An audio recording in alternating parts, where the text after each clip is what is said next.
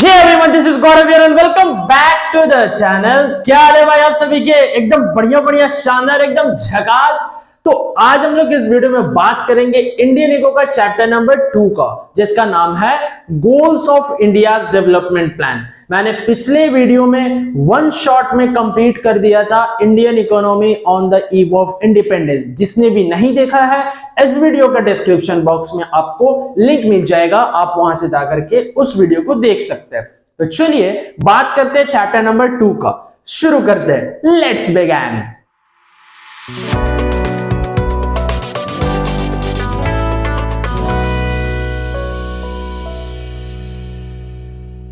तो चैप्टर का नाम हो गया मेरा goals of India's development plans. ठीक है कि इंडिया को डेवलप करने के लिए क्या क्या प्लान का जरूरत पड़ा था। जैसे कि हमने पढ़ चुका है प्रीवियस वीडियो का वन शॉट में कि इंडियन इकोनॉमी कैसा था इंडिपेंडेंस के टाइम पे।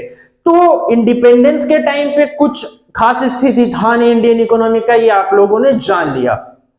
तो उस चीज को डेवलप करने के लिए, इंडिया को सही रास्ता पे लाने के लिए, एक स्टेज में लाने के लिए क्या क्या पॉलिसी प्लान्स इंप्लीमेंट हुआ है, उसके बारे में इस चैप्टर में हम लोग क्या स्टडी करेंगे। तो चलिए पहला पॉइंट का बात करते हैं, economic system. What do you mean by economic system? सबसे पहला क्वेश्चन तो यही है कि इकोनॉमिक सिस्टम सर क्या होता है। देखो, economic system refers to an arrangement by which the central problems, अच्छा ये वाला चीज है। देखो, central problems of an economy are क्या सॉल्व। देखो ऐसा, आप लोग तो क्लास 11th में जब थे तो एक आप लोगों ने सब्जेक्ट पढ़ा था माइक्रो इकोनॉमिक्स, और माइक्रो इकोनॉमिक्स में एक चैप्टर होता था आप लोग का central problems of an economy, जिसमें आप लोग 3 चीज पढ़े थे कि what and how much to produce, how to produce और फॉर whom to produce। तो इसमें भी वही हम लोग बात करेंगे। सबसे पहला क्या है, what and how much to produce, क्या प्रोड्यूस करे और कितना प्रोड्यूस करे, क्या प्रोड्यूस करे और कितना प्रोड्यूस करे इकोनॉमी में। क्योंकि इकोनॉमी में ना बहुत टाइप के गुड्स प्रोड्यूस होते हैं, consumer goods, producer goods, war time goods, peace time goods. तो कितना क्या प्रोड्यूस करे, अगर क्या प्रोड्यूस करे समझ आ गया, तो अब सर हाउ मच, कितना प्रोड्यूस करे। ठीक है, ये पहला जो प्रॉब्लम है वो इकोनॉमिक सिस्टम से मेरा सॉल्व हो जाएगा, पहला प्रॉब्लम।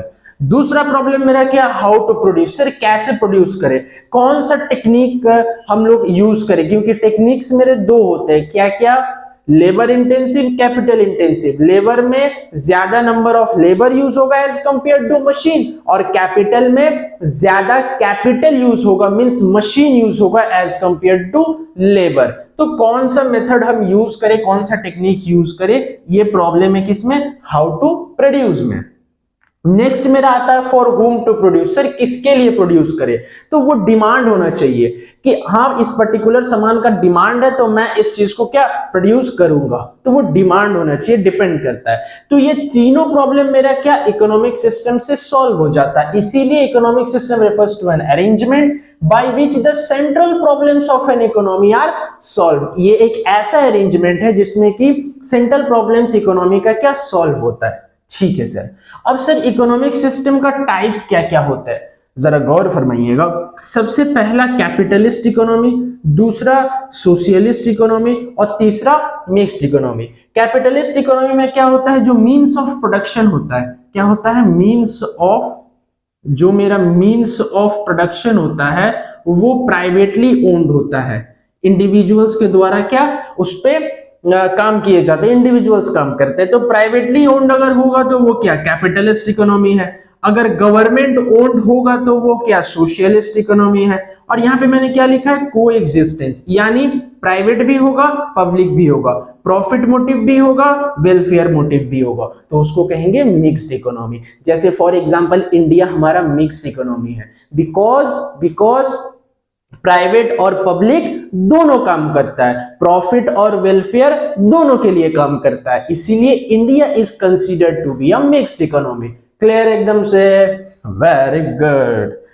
सबसे पहला मेरा है कैपिटलिस्ट इकोनॉमी। अब कैपिटलिस्ट इकोनॉमी का हम लोग जानेंगे क्या फीचर्स ऑफ कैपिटलिस्ट इकोनॉमी, जरा देखना। सर प्राइवेट ओनरशिप, हाँ सर अभी आप बताए प्राइवेटली ओन, जो भी प्रोडक्शन होगा, जो भी मीन्स ऑफ प्रोडक्शन होगा, रॉ मटेरियल, मशीनरी, सारा कुछ वो क्या प्राइवेटली ओन्ड होगा, मीन्स एक व्यक्ति क्या उसका ओनरशिप होगा, उस पे क्या होगा, हक होगा, पोजीशन होगा। नंबर सेकंड पॉइंट का बात करेंगे प्राइस मैकेनिज्म। अब ये सर प्राइस मैकेनिज्म क्या होता है? प्राइस मैकेनिज्म होता है बच्चे मेरा कि जो भी गुड्स और सर्विसेज का प्राइस अगर मेरे को डिटरमाइन करना है अंडर क्या कैपिटलिस्ट इकोनॉमी, तो it depends on market forces of supply and demand, कि मार्केट में कितना डिमांड और सप्लाई हो रहा है उस फोर्स पे डिपेंड करेगा क्या कोई भी गुड्स और सर्विसेज का प्राइस। तो ये है प्राइस मैकेनिज्म। तीसरा है मेरा क्या प्रोडक्शन फॉर प्रॉफिट। सर अगर आप बताएं कि कैपिटलिस्ट इकोनॉमी प्राइवेट ओन्ड है तो ऑब्वियस है कि इसमें जो प्रोडक्शन होगा वो प्रॉफिट मोटिव के लिए किया जाएगा रादर देन वेलफेयर मोटिव। उसको सिर्फ क्या करना है, प्रॉफिट क्या अर्न करना है। क्लियर है? ठीक। नेक्स्ट पॉइंट क्या, एग्जिस्टेंस ऑफ कंपटीशन। यहाँ पे कंपटीशन ज्यादा होगा क्योंकि प्राइवेटली ओन्ड है, उसको सिर्फ प्रॉफिट कमाना होता है, वो वेलफेयर पे ध्यान ही नहीं देगा। जितना ज्यादा कंपटीशन करेगा प्रॉफिट भी उतना ज्यादा होगा, क्योंकि जितना ज्यादा रिस्क उतना ज्यादा प्रॉफिट। नेक्स्ट क्या है, unequal distribution of income and wealth. देखो अगर कैपिटलिस्ट इकोनॉमी होगा तो उसमें क्या होगा, इनकम और वेल्थ का अनइक्वल डिस्ट्रीब्यूशन होगा। और अगर सर अनइक्वल डिस्ट्रीब्यूशन होगा ना सर, तो जो मेरा हैव्स है, हैव्स एंड हैव नॉट्स, मतलब सर इसका मतलब है बच्चे, है ना, सॉरी, रिच एंड पुअर के बीच में जो डिस्पैरिटी है, डिस्पैरिटी यानी डिफरेंस, तो जो डिफरेंस है रिच और पुअर के बीच में वो क्या बढ़ते चला जाएगा, घटने के बजाय बढ़ते चला जाएगा। क्यों? क्योंकि जो इनकम और वेल्थ का डिस्ट्रीब्यूशन है वो अनइक्वल है। किसमें? कैपिटलिस्ट इकोनॉमी में। नेक्स्ट हम बात करेंगे किसका, सोशलिस्ट इकोनॉमी का। इसका क्या क्या फीचर्स है और इसमें क्या है, गवर्नमेंट ओन्ड है। ठीक है सर। सबसे पहला point public ownership. Sir government owned है तो ओनरशिप भी सर पब्लिक होगा। बी में क्या कहता है, रोल ऑफ गवर्नमेंट। इसमें गवर्नमेंट का इंटरवेंशन होगा लेकिन इसमें गवर्नमेंट का इंटरवेंशन नहीं होगा। समझ गए? इसमें गवर्नमेंट इंटरफेयर करेगा, इसमें गवर्नमेंट इंटरफेयर नहीं करेगा। नेक्स्ट क्या, वेलफेयर मोटिव। सर ये है प्रोडक्शन फॉर प्रॉफिट, तो ये है सर वेलफेयर मोटिव। समझे बब्बू? Very good. डी में है sir existence of competition capitalist economy में, इसमें नो कंपटीशन, इस पे कोई कंपटीशन ही नहीं होगा। इसमें है unequal distribution of income and wealth, तो इसमें आप बोल सकते हैं कि जो unequal distribution of income and wealth है वो रिड्यूस्ड होगा, मतलब कम होगा। समझे?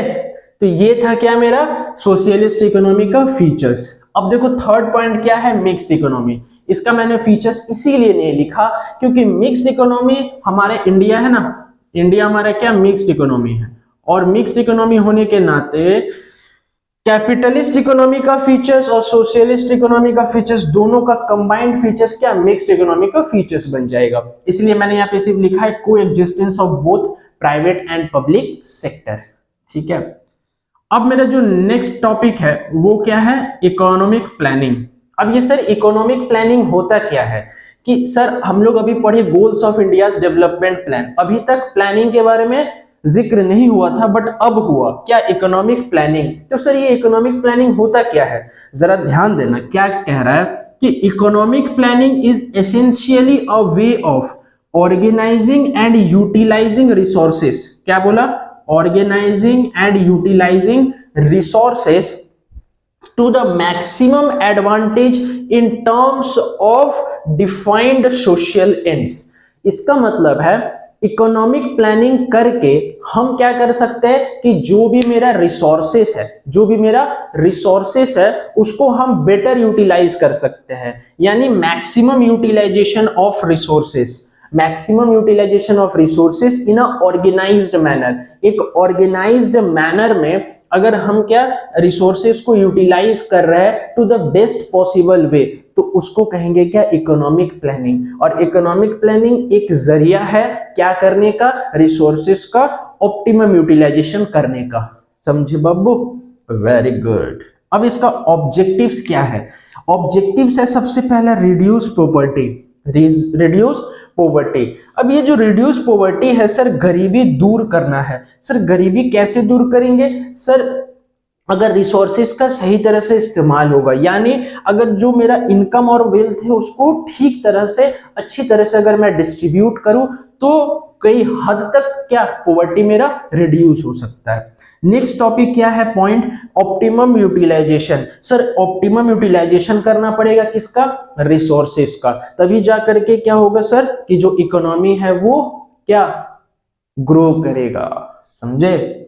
नेक्स्ट है क्या, इंक्रीज कैपिटल फॉर्मेशन। देखो ये जो कैपिटल फॉर्मेशन है ना, इस कैपिटल फॉर्मेशन को हम लोग INVESTMENT भी कहते हैं, यानी इन्वेस्टमेंट। तो सर इन्वेस्टमेंट ज्यादा करना है, इसीलिए इकोनॉमिक प्लानिंग क्या करना पड़ेगा, समझे। इन्वेस्टमेंट ज्यादा करना है इसीलिए इकोनॉमिक प्लानिंग करना पड़ेगा, ठीक है। तो इकोनॉमिक प्लानिंग का ये तीनों ऑब्जेक्टिव्स हो गया। नेक्स्ट एंड लास्ट ऑब्जेक्टिव्स क्या है, social and economic infrastructure. Infrastructure क्या होता है, इंफ्रास्ट्रक्चर होता है, ये Indian economy on the eve of independence पहला चैप्टर में मैंने बताया था। इंफ्रास्ट्रक्चर कोई भी कंट्री को या कोई भी जगह को डेवलप करने के लिए बहुत ही मददगार होता है।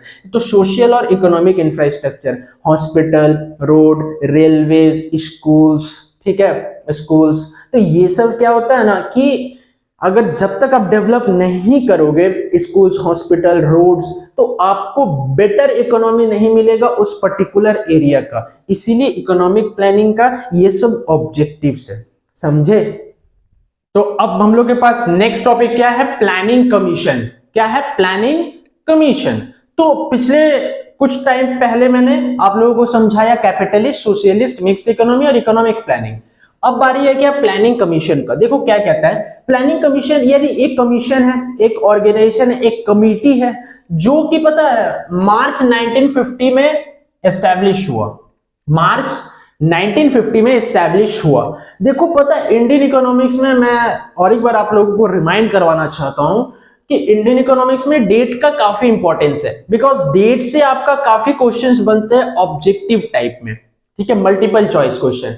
तो कृपया करके डेट का जरा अध्ययन करें, ठीक है, तो आप लोगों के लिए बहुत ज्यादा हद तक ये क्या बेनिफिशियल होगा, ठीक है। और मैं एक काम करूंगा कि छोटा सा वीडियो बना के, एक छोटा वीडियो क्लिप बना करके मैं सारा चैप्टर्स का एक डेट वाला वीडियो बना दूंगा, इंपॉर्टेंट डेट्स कि कब कब क्या क्या हुआ था, ठीक है, आप उसको जरूर वॉच करना। तो मार्च 1950 में मेरा प्लानिंग कमीशन बना। इसके जो फर्स्ट चेयरमैन थे वो कौन थे, पंडित जवाहरलाल नेहरू। आगे क्या कहता है जरा पढ़ना, this commission had suggested development of 5 year plans. मतलब ये जो कमीशन है ये क्या सजेस्ट किए थे, 5 ईयर प्लान्स को डेवलप करने का। तो जरा एक बात सुनो, 1950 में एस्टैब्लिश हुआ, तो पहला जो 5 ईयर प्लान था मेरा वो 1951 से 56 था, फर्स्ट 5 ईयर प्लान। देखो 5 साल का हुआ ना, ठीक है। 1950 में एस्टैब्लिश हुआ, बट 1951 में पहला, 1951 से 56 में पहला फर्स्ट 5 ईयर प्लान बना, ठीक है सर। अब देखो क्या हुआ, ये प्लानिंग कमीशन नीति आयोग से रिप्लेस हो गया, ये प्लानिंग कमीशन नीति आयोग से रिप्लेस हो गया। कब सर, 1 जनवरी 2015 में। यानी प्लानिंग कमीशन एस्टैब्लिश हुआ सर मार्च 1950 में, नीति आयोग एस्टैब्लिश हुआ सर 1 जनवरी 2015 में। ये सब जरा याद रखना, ठीक है। और नीति आयोग का full form national institute for transforming India. क्या है, national institute for transforming India. अब पता है सबको क्या दिमाग में सबका क्या चल रहा होगा कि सर प्लानिंग कमीशन और नीति आयोग में डिफरेंस क्या है, what is the major difference between planning commission and NITI Aayog, ठीक है। जरा ध्यान से सुनना क्या बता रहे हैं। देखो ये जो प्लानिंग कमीशन था ना, वो मेरा क्या था,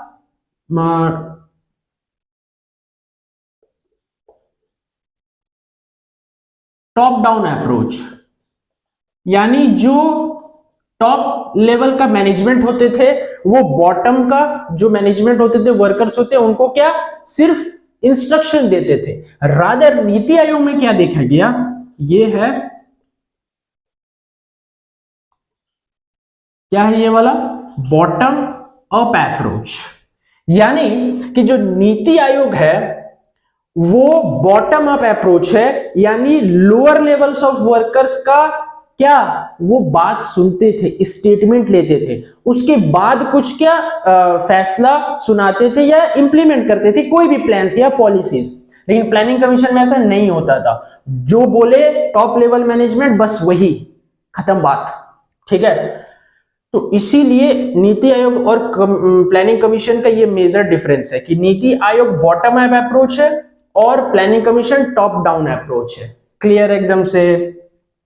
अब मेरा नेक्स्ट क्या है ना, प्रोफेसर पीसी महालानोबिस। देखो उस टाइम के ये काफी पुराने या फिर आप बोल सकते हैं जाने माने एक प्रोफेसर है जिनका नाम है क्या, पीसी महालानोबिस। याद रखना, पीसी महालानोबिस। अब इनका जन्म जो हुआ 1893 कैलकाटा में हुआ। ठीक है, इनके बारे में कुछ ये 5 बातें हैं जिसको आपको ध्यान में रखना जरूरी है। ठीक है, इनका जन्म क्या 1893 में हुआ कैलकाटा में। ये जो है इंडियन स्टैटिस्टिकल इंस्टीट्यूट कैलकाटा में ही है, जिसको हम लोग कहते हैं ISI। क्या कहते हैं, ISI। इनका स्थापना इनके द्वारा ही हुआ था। इस इंस्टीट्यूट का स्थापना पीसी महालानोबिस ही किए थे। नेक्स्ट पॉइंट क्या है, आर्किटेक्ट ऑफ इंडियन प्लानिंग। अगर क्वेश्चंस आया who is known as architect of Indian planning, आपको 4 ऑप्शन दिया, आपको टिक किसको करना है, पीसी महालानोबिस को। याद रखना। नेक्स्ट टॉपिक क्या है मेरा, जर्नल संकाय। जर्नल संकाय का एस्टैब्लिश करने पर भी इनका क्या रोल रहा था। और नेक्स्ट है मेरा क्या, लास्ट सेकेंड 5 ईयर प्लान। देखो PC Mahalanobis second 5 year plan को महालानोबिस मॉडल का नाम से जाना जाता है। क्यों, क्योंकि सेकेंड 5 ईयर प्लान में, ये तो फर्स्ट 5 ईयर प्लान था, सेकेंड 5 ईयर प्लान में इस प्रोफेसर का, इनका प्रोफेसर पीसी महालानोबिस का काफी योगदान रहा है, काफी कंट्रीब्यूशन रहा है। सेकेंड 5 ईयर प्लान में जो जो चीज डेवलप करने का बात किया गया है वो इनका बहुत बड़ा रोल रहा है। तो इन 5 बातों को आप ध्यान में रखिएगा कि इनका जन्म 1893 कैलकाटा में हुआ। इंडियन स्टैटिस्टिकल इंस्टीट्यूट कैलकाटा में जो ISI को डेवलप करने वाले हमारे पीसी महालानोबिस साहब थे, और आर्किटेक्ट ऑफ इंडियन प्लानिंग कहा जाता है इनको। जर्नल संकाय का भी एस्टैब्लिशमेंट यही किए थे, और सेकेंड 5 ईयर प्लान में इनका काफी ज्यादा कॉन्ट्रीब्यूशन रहा था। ठीक, अब हम लोग नेक्स्ट मूव करेंगे प्लान ऑब्जेक्टिव्स एंड क्या, planning objectives. Sir what do you mean by plan objectives and planning objectives? ध्यान देना जरा। प्लानिंग ऑब्जेक्टिव्स क्या होता है, शॉर्ट टर्म के लिए होता है, शॉर्ट टर्म के लिए। और जो प्लान ऑब्जेक्टिव शॉर्ट टर्म के लिए होता है, प्लानिंग ऑब्जेक्टिव्स हमारा लॉन्ग टर्म के लिए होता है। यानी शॉर्ट टर्म मतलब कब, 5 साल के लिए, लॉन्ग टर्म मतलब मोर देन 5 ईयर्स। क्लियर एकदम से। तो प्लान शॉर्ट टर्म के लिए, प्लानिंग लॉन्ग टर्म के लिए।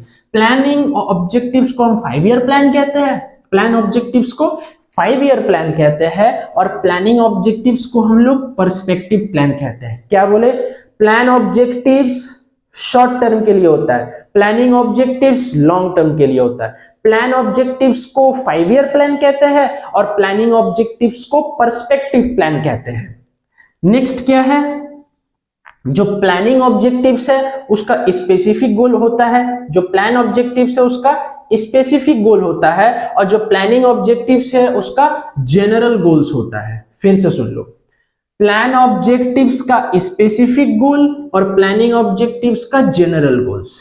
नेक्स्ट क्या है, जो प्लान ऑब्जेक्टिव्स है vary from plan to plan, वो अलग अलग प्लान में अलग अलग रोल दिखाते। कौन, plan objectives. Rather planning objectives common to all plans, वो हर एक प्लान्स में सेम होते हैं। कौन, प्लानिंग ऑब्जेक्टिव्स। क्लियर एकदम से, very good. Next and last point क्या है मेरा, प्लान ऑब्जेक्टिव्स क्वांटिटेटिव चेंज पर ध्यान देते हैं। Plan objectives aims at quantitative changes, rather planning objectives aims at structural changes। क्या, जो प्लानिंग ऑब्जेक्टिव्स है वो स्ट्रक्चरल चेंजेस पे ध्यान देते हैं। तो plan objectives short term, planning long term. Plan objectives 5 year plan, planning objective perspective plan. Plan objectives vary from plan to plan, but planning objectives common to all plans. Plan objectives specific goals, planning objectives general goals. Plan objectives quantitative changes पर ध्यान देते हैं और planning objectives structural changes पे ध्यान देते हैं। समझे बब्बू? अब मेरा नेक्स्ट टॉपिक क्या है जरा देखना, गोल्स ऑफ प्लानिंग। प्लानिंग का क्या क्या गोल्स है देखो। सबसे पहला इकोनॉमिक ग्रोथ। कोई भी इकोनॉमी अगर ग्रो नहीं कर रहा है, फॉर एग्जाम्पल कोई भी इकोनॉमी मेरा ग्रो नहीं कर रहा है, तो एक प्लान बनाएंगे, एक प्लान क्रिएट करके हम उस इकोनॉमी को डेवलप करने का कोशिश करेंगे। और इकोनॉमिक ग्रोथ कैसे हो सकता है सर? अगर आपका जीडीपी इंक्रीज होगा तभी आपका इकोनॉमी ग्रो करेगा। अगर आपका जीडीपी इंक्रीज होगा तभी आपका इकोनॉमी ग्रो करेगा। तो इकोनॉमिक ग्रोथ सबसे पहला गोल है किसका? प्लानिंग का। चाहे वो इंडिया में हो चाहे कोई और कंट्री में हो, इकोनॉमी जब तक ग्रो नहीं करेगा ना ही अनएम्प्लॉयमेंट रेट घटेगा, ना ही इनकम और वेल्थ का इक्वल डिस्ट्रीब्यूशन होगा, और ना ही क्या, कुछ भी नहीं। समझे? नेक्स्ट टॉपिक या पॉइंट मेरा क्या? इक्विटी। इक्विटी का मतलब होता है समानता, सेम जिसको बोलते हैं। ठीक है, तो देखो सेम किन किन अवस्था में, किन किन सिचुएशन में हमको सेम करना है सर? इक्विटी का मतलब मैंने क्या कहा? सेम। देखो इसका 3 पॉइंट है। इकोनॉमिक इनइक्वालिटीज को क्या करना है? रिड्यूस करना है। क्या करना है? इकोनॉमिक इनइक्वालिटीज को रिड्यूस करना है। जब तक इकोनॉमिक इनइक्वालिटीज को रिड्यूस नहीं कीजिएगा तब तक इक्विटी आएगा नहीं। और इकोनॉमिक इनइक्वालिटीज का मतलब क्या? इकोनॉमिक इनइक्वालिटीज का मतलब क्या? जो अनइक्वल डिस्ट्रीब्यूशन हो रहा है इनकम और वेल्थ का, उसको हमको इक्वल करना है। समझ गए? नेक्स्ट क्या है? Curbing concentration of economic power. ये curbing concentration of economic power क्या है? देखो जो इकोनॉमिक पावर है, जो फाइनेंशियल पावर है, उसको कुछ ऐसे नहीं कि हम लोग क्या करते हैं ना कि बस रिच के पास पैसा हो, गरीब के पास एकदम पैसा ना हो, बिल्कुल पैसा ना हो, ये गलत है। ये जो आप सिस्टम करते हैं हम लोग, ये एकदम गलत है। आपको ध्यान रखना है कि जो कंसंट्रेशन ऑफ इकोनॉमिक पावर है, नॉट इन फ्यू हैंड्स, हर एक का वो हक होना चाहिए क्या? Economic power. तो ये गोल था। नेक्स्ट एंड लास्ट क्या है? Uplifting the weaker sections of the society. जो वीकर सेक्शन है सोसाइटी का, जो गरीब है, जो पुअर है, जो बिलो पॉवर्टी लाइन है, उनको अपलिफ्ट करना, मतलब उनको क्या? उठाना है। तो कैसे हम उसको अपलिफ्ट कर सकते हैं सोसाइटी में? With the help of equal distribution of income and wealth between rich and poor, which has reduced the disparity between haves and have nots. Clear एकदम से? नेक्स्ट क्या है मेरा? Self reliance. देखो अगर इकोनॉमिक ग्रोथ चाहिए, मतलब नॉर्मली अगर बोलते हैं कि गोल्स क्या है? Self reliance. देखो हर एक कंट्री को हर एक टर्म्स में सेल्फ रिलायंट होना चाहिए, कभी भी दूसरे कंट्री पे डिपेंड नहीं होना चाहिए। जैसे फॉर एग्जांपल मैं पढ़ा रहा हूं, अब मैं किसी पे डिपेंड हूं कि वो मेरे को पढ़ाए तब मैं जाके आप लोगों को पढ़ाऊं, ये तो कोई सॉल्यूशन नहीं है। आप खुद नॉलेज गेन करो, खुद बुक्स पढ़ो, देन आफ्टर आप किसी को पढ़ाओ। किसी पे डिपेंड रहना वो बहुत ही गलत है, इसीलिए सेल्फ रिलायंस। और हमारे कंट्री में भी जब कोविड का सिचुएशन था तो बोला गया था क्या?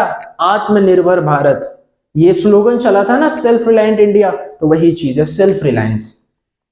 नेक्स्ट क्या है? मॉडर्नाइजेशन। मॉडर्नाइजेशन का मतलब है कि जो मॉडर्न टेक्निक से मेरा उसको यूज करके आउटपुट प्रोड्यूस करने का। तो मॉडर्नाइजेशन में 2 चीज आता है बच्चे। क्या क्या सर?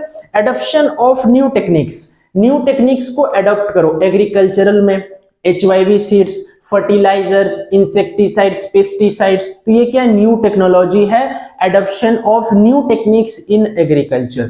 नेक्स्ट मेरा क्या है? Change in social outlook. Change in social outlook का मतलब हम लोग ज्यादातर ना मेल्स को प्रमोट करते हैं हर एक काम में, मेल्स को, और फीमेल्स को यानी वुमेन को हम लोग प्रमोट करते ही नहीं। हम लोग सोचते हैं कि नहीं, वुमेन काम क्यों करेगी, वुमेन काम क्यों करेगी जब मेन है। तो ये गलत है, ऐसा नहीं है। आज के दिन में सब कोई सेम है, ऐसा बात नहीं है कि मेल्स को ज्यादा प्रायोरिटी है, ज्यादा छूट है और फीमेल्स को नहीं है, ऐसा नहीं। तो ये है change in social outlook. Next मेरा क्या है? Full employment. ये सर फुल एम्प्लॉयमेंट, देखो फुल एम्प्लॉयमेंट एक ऐसा सिचुएशन है जहां पे जो अनएम्प्लॉयमेंट रेट है वो 0 हो जाएगा। फुल एम्प्लॉयमेंट, इंडिया में सबको नौकरी मिल गया, यानी जो अनएम्प्लॉयमेंट रेट है वो तो घट गया। गलत।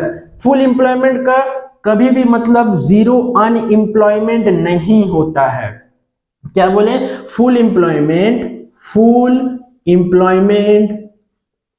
डज नॉट मीन्स क्या? 0 unemployment. Because there exist always a natural rate of unemployment.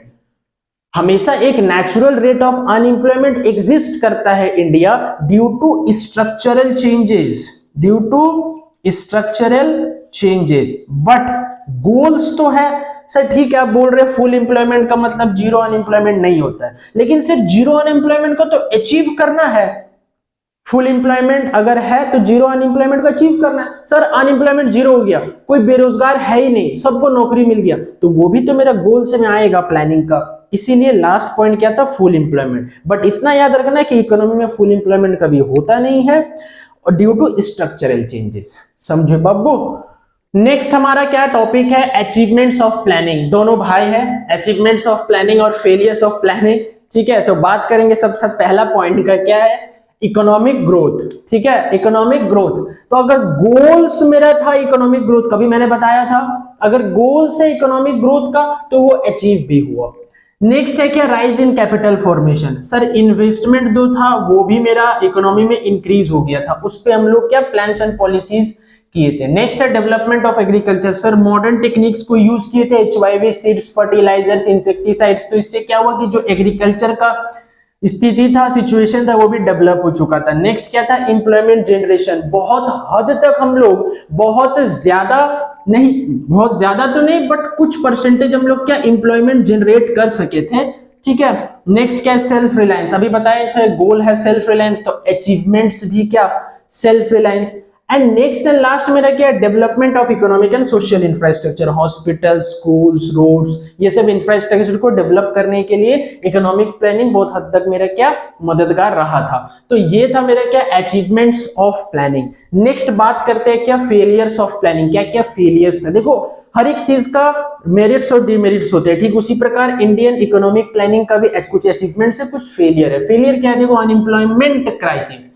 Sir अभी आप बताएं एम्प्लॉयमेंट जनरेट किए थे तो अनएम्प्लॉयमेंट कैसे हो गया। बच्चे एक बात हमेशा याद रखना कि जो पॉपुलेशन है इंडिया का वो goes on increasing day by day. तो जितना पॉपुलेशन बढ़ रहा है इसी के कारण क्या अनएम्प्लॉयमेंट भी बढ़ गया था। नेक्स्ट है पॉवर्टी। सर पॉवर्टी पे तो कोई काम ही नहीं किए, पॉवर्टी पे तो कोई काम ही नहीं किए, पॉवर्टी पे काम किए बट अचीव नहीं हो सका, सक्सेस नहीं हो सका पॉवर्टी को रिड्यूस करने के लिए।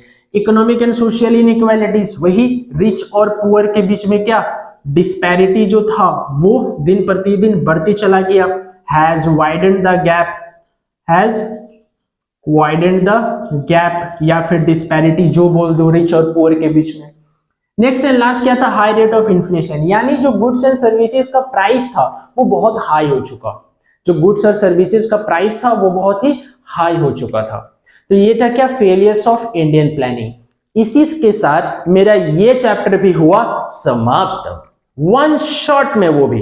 तो इस वीडियो को ज्यादा से ज्यादा शेयर करना अपने फ्रेंड्स के साथ, और अगर मेरे चैनल में न्यू है तो प्लीज चैनल को सब्सक्राइब कर दो। इसी तरह से मैं नेक्स्ट वीडियो अब आप लोगों के लिए लाऊंगा चैप्टर नंबर 3, जो कि वो भी मैं 2 पार्ट में खत्म कर दूंगा। तो मिलते हैं नेक्स्ट वीडियो में। Till then keep growing and keep learning.